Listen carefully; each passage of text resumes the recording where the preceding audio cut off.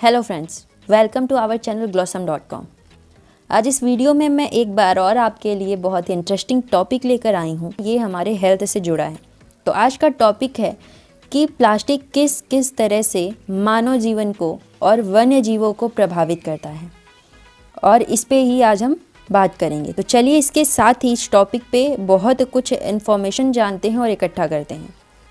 तो आप सभी जानते हैं कि प्लास्टिक हमारे लिए बहुत ही ज़्यादा हार्मफुल होता है। मानव जीवन को प्लास्टिक बहुत ही ज़्यादा प्रभावित करता है। साथ ही साथ पानी में रहने वाले जीवों को भी प्लास्टिक से खतरा होता है। लेकिन किस हद तक होता है या कितना प्रभावित करता है, इन सब चीज़ों से हम अनभिज्ञ हैं और इसे जानने के लिए हम कोई प्रयास भी नहीं करते, और प्लास्टिक को रोकने के लिए भी हम कुछ ज़्यादा प्रयास नहीं कर रहे हैं। तो फिर क्या आप जानते हैं कि जो प्लास्टिक हमारे लिए प्रदूषण का बहुत बड़ा ज़रिया तो है ही, और उसके साथ ही साथ एक नेगेटिव पॉइंट ये है कि प्लास्टिक को सड़ने में हज़ारों साल लगते हैं। कई हज़ार साल बाद प्लास्टिक जाके सड़ता है या गलता है, और हम प्लास्टिक का उत्पाद दिन प्रतिदिन कर रहे हैं। रोज़ ही प्लास्टिक का उत्पाद होता रहता है, वो भी बहुत ही बड़ी संख्या में, और एक प्लास्टिक को सड़ने में हज़ारों साल का समय लगता है। यानी कि इससे हमें साफ साफ पता चल रहा है कि प्लास्टिक की मात्रा किस हद तक बढ़ रही है। दिन प्रतिदिन इसके इंक्रीज़ होने की संख्या बहुत ही ज़्यादा है। अच्छा, तो और प्लास्टिक हमारे लिए हानिकारक होता है।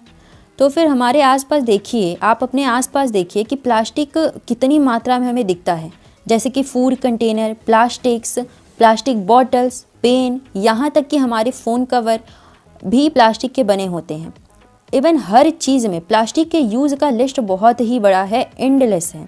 हर चीज़ में प्लास्टिक का यूज़ होता है, और प्लास्टिक के यूज़ को बहुत ही ज़्यादा बढ़ावा भी दिया जा रहा है। बहुत ज़्यादातर लोग ऐसे हैं जो प्लास्टिक के प्रभाव के, हानिकारक प्रभाव को नहीं जानते हैं कि वो किस हद तक हमें प्रभावित कर रहा है। तो क्या आपने कभी प्लास्टिक के नेगेटिव इफ़ेक्ट के बारे में सोचा है? समाज पूरी तरह से प्लास्टिक पर निर्भर हो गया है, और प्लास्टिक प्रदूषण के गंभीर परिणामों को ध्यान में रखते हुए हर साल 8 जून को विश्व महासागरीय दिवस मनाया जाता है।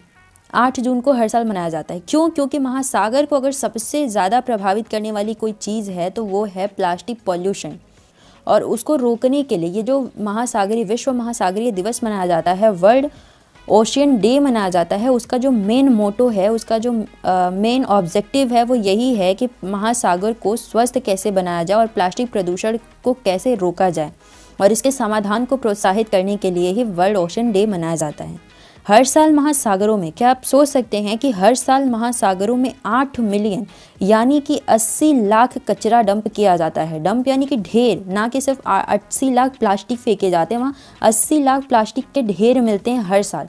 इतना ज़्यादा कचरा इकट्ठा हो जाता है, और ये करता क्या है, इतने सारे जब कचड़े और हर तरह का प्लास्टिक या कचरा जो भी होता है उसको घूम फिर के अंत में वहीं पे एक महासागर या ऐसे पानी या जल जैसे महासागरों में ही पहुंचता है। और वो करता क्या है कि जितनी भी बड़ी बड़ी मछलियाँ वेल होती हैं या समुद्री जीव होते हैं, वो प्लास्टिक और अपने फूड को यानी अपने खाद्य पदार्थ में अंतर करने में थोड़े असमर्थ होते हैं, जिसके वजह से वो कहीं ना कहीं गलती से जैसे भी उनके अंदर वो प्लास्टिक पहुंच ही जाता है, गंदगी, वो प्लास्टिक को वो खा जाते हैं, निगल जाते हैं, और वो उनके लिए बहुत ही ज़्यादा हार्मफुल होता है, उनके ब्रेन के लिए भी हार्मफुल होता है।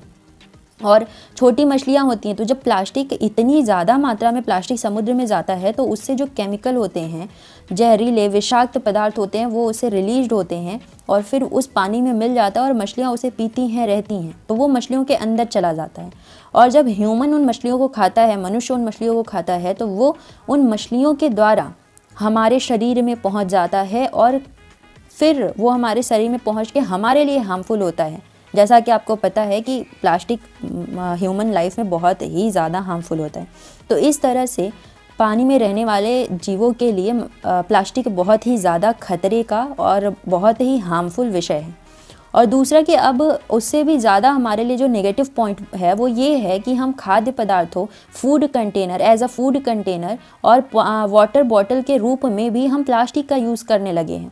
और ऐसे एक BPA जिसको कहते हैं बिस्फेनॉल ए, ये BPA जो होता है वो उसका यूज़ किया जाता है जितने भी फूड कंटेनर्स होते हैं और वाटर बॉटल होते हैं, इन सब में ज़्यादातर इन सब के जो प्लास्टिक होते हैं वो BPA का यूज़ किया जाता है उनमें, और ये BPA हमारे लिए बहुत ही ज़्यादा हार्मफुल होता है।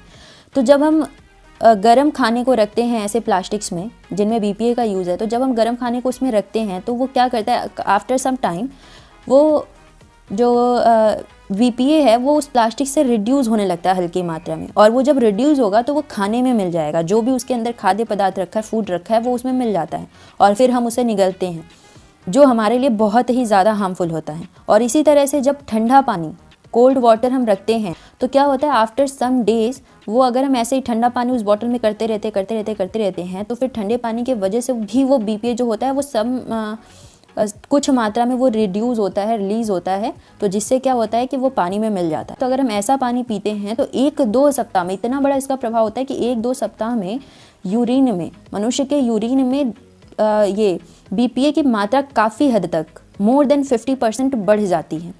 और इस तरह से हमारे, यानी कि हमें इसे सुन के क्या लग रहा है कि छोटी 1-2 सप्ताह मतलब ठंडे पानी, एक बॉटल में ठंडे पानी पीने से ऐसा प्रभाव होता है कि यूरिन में सब कुछ डिसबैलेंस, जितना केमिकल जो जिस मात्रा में होना चाहिए वो सब कुछ डिसबैलेंस हो जाता है। और इसी तरह से खाद्य पदार्थ में भी होता है। और आजकल खास करके फूड कंटेनर, जो भी ऐसी चीज़ें हैं, इन सब को बढ़ावा देने के काम बहुत सारे ऑनलाइन वेबसाइट कर रहे हैं, जैसे कि जोमेटो, स्विगी, इन सब चीज़ों ऐसे डिलीवर जो वो करते हैं, उन सब में ज़्यादातर ऐसे प्लास्टिक्स का यूज़ होता है। और हमें इन सब चीज़ों से बचना चाहिए, क्योंकि ये हमें आज पता चले न चले, आफ्टर फ्यू ईयर्स हमें इसका प्रभाव बहुत ही बड़ी मात्रा में देखने को मिलेगा और हम इससे चारों ओर से घिर चुके होंगे।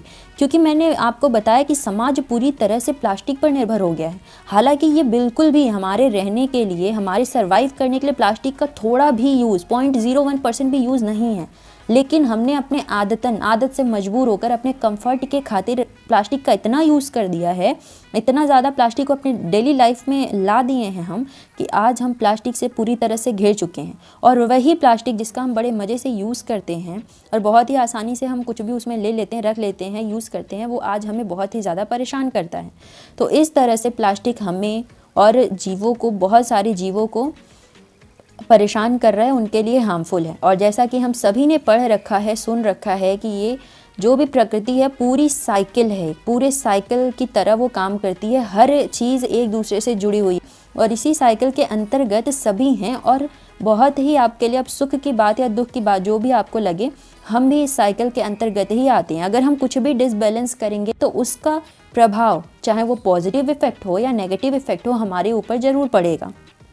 तो आज हमने जाना कि प्लास्टिक हमारे लिए बहुत ही ज़्यादा हार्मफुल है, बहुत ही ज़्यादा किसी भी चीज़ के लिए। और ज़्यादातर आजकल किसी भी चीज़ को बनाने में ज़्यादातर चीज़ें प्लास्टिक की बनाई जा रही हैं, तो हमें इससे बचना चाहिए। हमें प्लास्टिक फ्री वर्ल्ड बनाना चाहिए और ख़ुद को जितना भी प्लास्टिक के यूज़ से बचा सके बचाना चाहिए। तो आज के लिए बस इतना ही। उम्मीद करते हैं कि आपको ये वीडियो अच्छा लगा होगा। मिलते हैं नेक्स्ट वीडियो में किसी जीवन से जुड़ी ऐसे ही बहुत ही इंटरेस्टिंग और मज़ेदार टॉपिक के साथ। और उम्मीद करते हैं कि आप भी प्लास्टिक फ्री वर्ल्ड बनाने में अपना सहयोग देंगे। आपको और हमें सिर्फ ये करने की ज़रूरत है, हम खुद को प्लास्टिक फ्री, खुद की क्रियाकलापों को प्लास्टिक से दूर रखें। इतना करने से भी हम कहीं ना कहीं बहुत ही ज़्यादा सहयोग देंगे एक नेचर को फिर से अनपॉल्यूटेड बनाने में। तो आज के लिए बस इतना ही। तब तक के लिए नमस्कार।